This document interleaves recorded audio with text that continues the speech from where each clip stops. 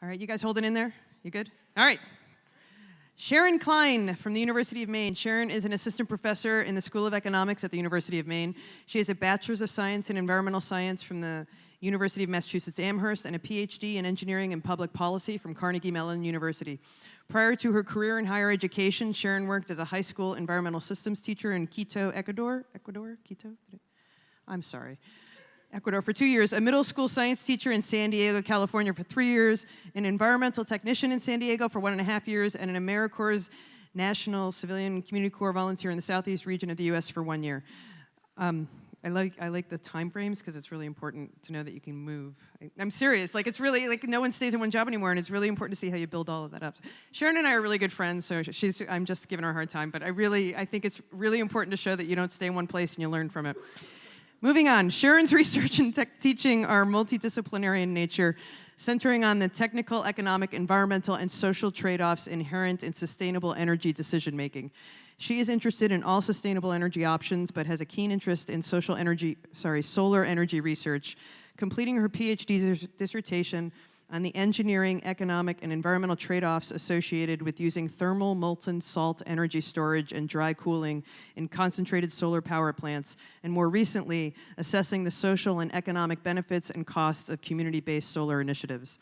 Sharon and her colleagues have created the first U.S. community renewable energy database, a central location for sharing information on community-based renewable energy projects, and that is at www.communityenergyus.net. And Sharon, I asked her for her inspiration, and she got interested in science from a Rainforest Action Network brochure that was sent to her house in the 6th grade, which I think is awesome.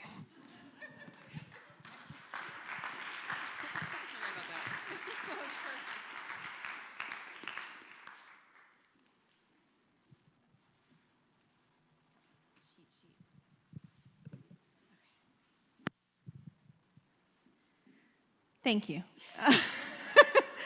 Tonight I'm going to be introducing you to the role of 4 different sciences in solar energy research. So when we think about solar energy, a lot of times we think about solar PV or photovoltaics on rooftops, or giant utility scale arrays of solar photovoltaics like this. But solar thermal can also be on rooftops, or we can also have solar thermal arrays that are huge like this, that are big mirrors, called concentrated solar power. Tonight, I'm just going to be focusing on solar PV with the limited time I have, because it's the most common in Maine. Solar PV can take 2 main forms. There's actually a few other forms also, but today I'm going to focus on the crystalline forms. There's monocrystalline and polycrystalline. And the monocrystalline cells are formed from a single silicone crystal, while the polycrystalline cells are formed from many fragments of silicone melted together. While the mono cells are more efficient and also, I feel like I'm really loud. While the mono cells are really efficient and last longer and have some other benefits, the polycrystalline cells are more cost effective. And I forget what benefits they have, sorry. I'll get back to that. They're the most common also. So how does the solar cell work? Solar PV cells have 2 layers of silicone that are sandwiched between glass and metal. And the silicone element itself has 4 outer electrons that help to form stable crystals. So silicone is a semiconductor, which means that it can conduct or it can insulate. And so when silicon is bonded with an element with 1 less outer electron or 1 more outer electron, it can form an unbalanced structure that can help to form an electric current. So when silicon is bonded with boron, it forms p-type silicone, which is a positive charge because of lack of electrons. When it is mixed with phosphorus, it forms n-type silicone due to an excess of electrons. And so when we put these 2 layers together, some of the holes and some of the electrons come together and they form a barrier that keeps the n-type and the p-type areas separate, and until the solar energy hits this junction right there. So when the sunlight hits that junction, the holes in the electrons start to move around and get excited. And when we hook this up to an electric current, we can start to have the electrons in the holes move around in a more stable fashion to produce electricity. So to actually make this work in a home, you need an inverter because this produces direct current electricity. And so the inverter will convert that direct current electricity to alternating current that can be used in a household or a business. Most of our PV installations are grid-tied, but unfortunately that doesn't help us in a power outage. If you're grid-tied, you're still going to not be able to use your solar array when the power goes out. And so you would need an off-grid system or a hybrid system in order to do that. Those are more expensive, but they are starting to slowly become more common as the cost of residential batteries and electric vehicles comes down. So one of the main environmental benefits of solar PV is that it reduces greenhouse gas emissions that cause climate change, but it also reduces a lot of other air and water pollutant emissions associated with fossil fuel combustion. It also has a lot of advantages over other renewable energy types. It doesn't have any moving parts, so it doesn't kill birds, bats, or fish. It also doesn't have a high-energy laser beam like concentrated solar power that vaporizes birds and requires clear-cutting deserts. It also doesn't clear-cut forests or compete with food supply like biomass can.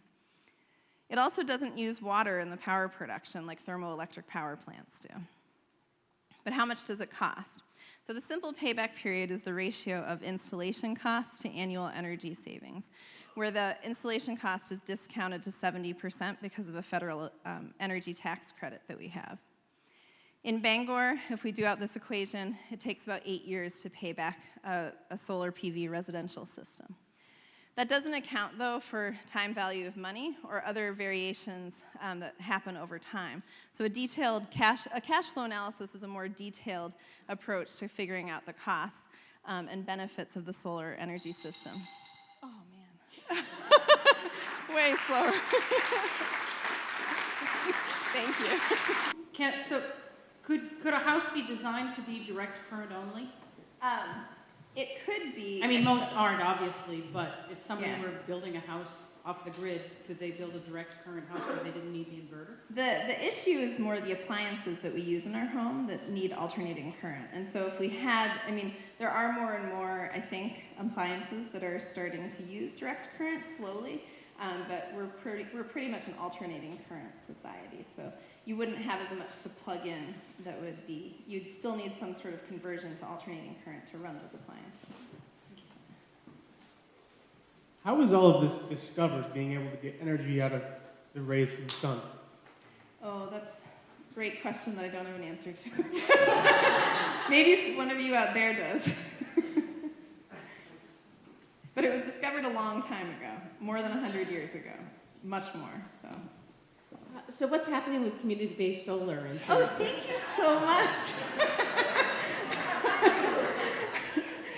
So community-based solar can mean a bunch of different things, but as you can see up here, and this is one area of my research right now that I'm studying, it can mean individuals or businesses coming together to get a reduced price on solar installations, like Solarize campaigns. Anybody participate in the Greater Bangor Solarize campaign last year? Or interested in it? Because there might be another one up and coming. It can also mean that so that would be individuals putting it on their own homes.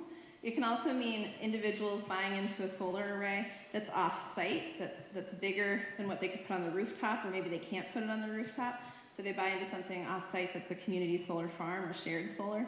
It could be a multi-unit building, like apartments or condos that buy into the same solar array, or it could be people helping to finance solar on like a church or a school or a municipality or something like that. As the technology for this grows, what is the incentive to invest in it now rather than getting it in 2 to 5 years when it's more cost effective? So, good question. There's a lot that goes into the answer to that. Okay, I do have a little bit of time. So solar has actually been around for a really long time, and the technology itself hasn't changed that much, but the production processes have become more efficient to drive down the cost. So a lot of people think that the reductions in costs that we've seen are getting close to the maximum reductions in costs that we're going to see. And actually in recent years it's been fluctuating a little bit, sometimes going down and sometimes going up because of different political, I was going to talk a little bit about some of the politics, but some of the different, I don't have anything up there for that, but some of the different political situations, so like trade wars with China and trying to put tariffs on the panels that are coming in and that kind of thing. Net metering changes in policy can also affect the cost effectiveness of solar. So I think, to answer your question, it's hard to say. If it makes sense for you now, then now's a good time to do it because you don't know, like, policies could get more supportive. It's unlikely that we're going to see drastic changes in the cost per watt of the technology. And the U.S. Department of Energy has been spending a lot of time reducing what are called the soft costs, but those could still come down. But really the policies are in place right now to support it, except maybe not with state-level policies in some of the states like Maine. In the future, we might see more supportive state-level policies in Maine. But we do have quite a few that are supportive, like community-based net metering and our net metering policy. So, sorry, someone sat down because I was too long-winded.